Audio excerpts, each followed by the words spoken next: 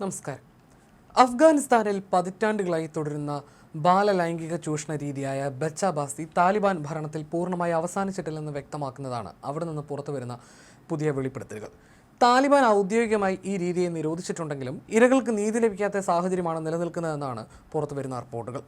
ബച്ചാബാസിയുടെ ഇരയായ മുസ്തഫയുടെ അനുഭവങ്ങൾ ഈ ക്രൂരതയുടെ ഭീകരമുഖമാണ് തുറന്നു കാട്ടുന്നത്. പ്രായപൂർത്തിയാകാത്ത ആൺകുട്ടികളെ സ്ത്രീവേഷം കെട്ടിച്ച് നൃത്തം ചെയ്യുക, ലൈംഗിക അടിമകളാക്കി ബലാത്സംഗം ചെയ്യുക തുടങ്ങിയവ ചെയ്യുന്ന ക്രൂരമായ രീതിയെ വിളിക്കുന്ന പേരാണ് ബച്ചാബാസി. 14-ാം വയസ്സിലാണ് സുഹൃത്തുക്കളുടെ വഞ്ചനയിൽപ്പെട്ട് മുസ്തഫ ആദ്യമായി ലൈംഗിക പീഡനത്തിന് ഇരയായത്. പഴങ്ങളും ജ്യൂസും കഴിക്കാമെന്ന് പറഞ്ഞ് സുഹൃത്തുക്കൾ തോട്ടത്തിലേക്ക് വിളിച്ചു വരുത്തിയെങ്കിലും അവിടെ 7 പേർ കാത്തു നിൽക്കുകയായിരുന്നു. ചെറുത്തു നിന്ന മുസ്തഫയെ കൈകാലുകൾ കെട്ടിയിട്ട ശേഷം കത്തി ഉപയോഗിച്ച് ഭീഷണിപ്പെടുത്തി പീഡിപ്പിച്ചെന്നാണ് അദ്ദേഹത്തിന്റെ വെളിപ്പെടുത്തൽ. സംഭവത്തിന് ശേഷം കടുത്ത മാനസിക ആഘാതത്തിലായ മുസ്തഫയ്ക്ക് വീട്ടിൽ നിന്ന് പുറത്തിറങ്ങാൻ പോലും കഴിയാത്ത അവസ്ഥയുണ്ടായി. എന്നാൽ ദാരിദ്ര്യത്തിലായ കുടുംബത്തിന്റെ ഉപജീവനത്തിനായി കൗമാരക്കാരനായിരിക്കെ തന്നെ അദ്ദേഹത്തിന് ജോലിക്കായി പുറത്തിറങ്ങേണ്ടി വന്നു. നൃത്തത്തിൽ കഴിവുള്ള മുസ്തഫ പിന്നീട് ബച്ചാബാസിയുടെ ചൂഷണവലയത്തിൽ കൂടുതൽ കുടുങ്ങുകയായിരുന്നു.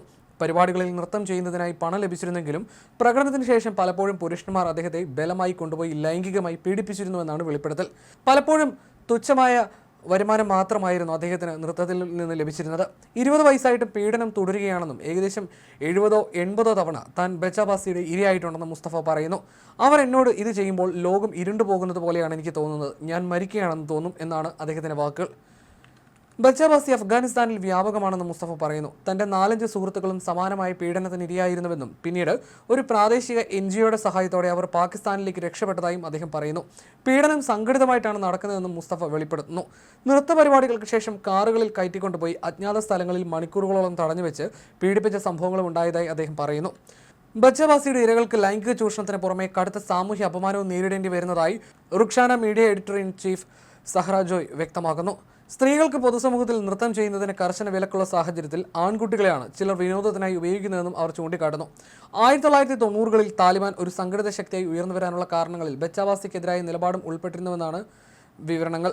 ആദ്യ താലിബാൻ ഭരണകാലത്ത് ഈ രീതി നിരോധിക്കുകയും കടുത്ത ശിക്ഷകൾ ഏർപ്പെടുത്തുകയും ചെയ്തിരുന്നു. എന്നാൽ 2001-ൽ താലിബാൻ അധികാരത്തിൽ നിന്ന് പുറത്തായതിന് പിന്നാലെ ബച്ചാബാസി വീണ്ടും വ്യാപകമായതായി മനുഷ്യാവകാശ സംഘടനകൾ ആരോപിച്ചു. അഫ്ഗാൻ സുരക്ഷാ സേനയിലെ ചില അംഗങ്ങൾ പോലും കുട്ടികളെ ലൈംഗികമായി പീഡിപ്പിച്ച സംഭവങ്ങൾ റിപ്പോർട്ട് ചെയ്യപ്പെട്ടിരുന്നു. 2017-ൽ അഫ്ഗാൻ സർക്കാർ ബച്ചാബാസിയെ ക്രിമിനൽ കുറ്റമാക്കി ദീർഘകാല തടവ് ശിക്ഷ ഉൾപ്പെടെയുള്ള ശിക്ഷകൾ ഏർപ്പെടുത്തി. സർക്കാർ ഉദ്യോഗസ്ഥർക്കും സുരക്ഷാ സേനാ അംഗങ്ങൾക്കും കൂടുതൽ കടുത്ത ശിക്ഷകളും വ്യവസ്ഥ ചെയ്തു. എന്നാൽ നിയമ നടപടികൾ ഫലപ്രദമാകാത്തതാണ് പ്രധാന പ്രശ്നമെന്ന് മനുഷ്യാവകാശ പ്രവർത്തകർ ചൂണ്ടിക്കാട്ടുന്നു. 2024-ൽ മനുഷ്യക്കടത്തുമായി ബന്ധപ്പെട്ട അന്വേഷണങ്ങളോ പ്രോസിക്യൂഷനുകളോ ശിക്ഷാവിധികളോ ഒന്നും താലിബാൻ അധികൃതർ റിപ്പോർട്ട് ചെയ്തിട്ടില്ലെന്നും ഇതോടെ യഥാർത്ഥ വ്യാപ്തി വ്യക്തമല്ലെന്നും റിപ്പോർട്ടുകൾ പറയുന്നു. ബച്ചാബാസിയെക്കുറിച്ച് സംസാരിക്കാൻ പോലും പലരും ഭയപ്പെടുന്ന സാഹചര്യമാണ് അഫ്ഗാനിസ്ഥാനിലുള്ളത്. മുസ്തഫയും താലിബാനോട് പരാതി നൽകാൻ ഭയപ്പെടുന്നതായി അദ്ദേഹം പറയുന്നു. താലിബാന്റെ കണ്ണിൽ ഇത് ചെയ്യുന്ന ആളുകളെക്കാൾ കുറ്റക്കാരാണ് ഞങ്ങൾ. എന്തിനാണ് ഞാൻ ഈ പാർട്ടികൾക്ക് പോയതെന്ന് അവർ ചോദിക്കും.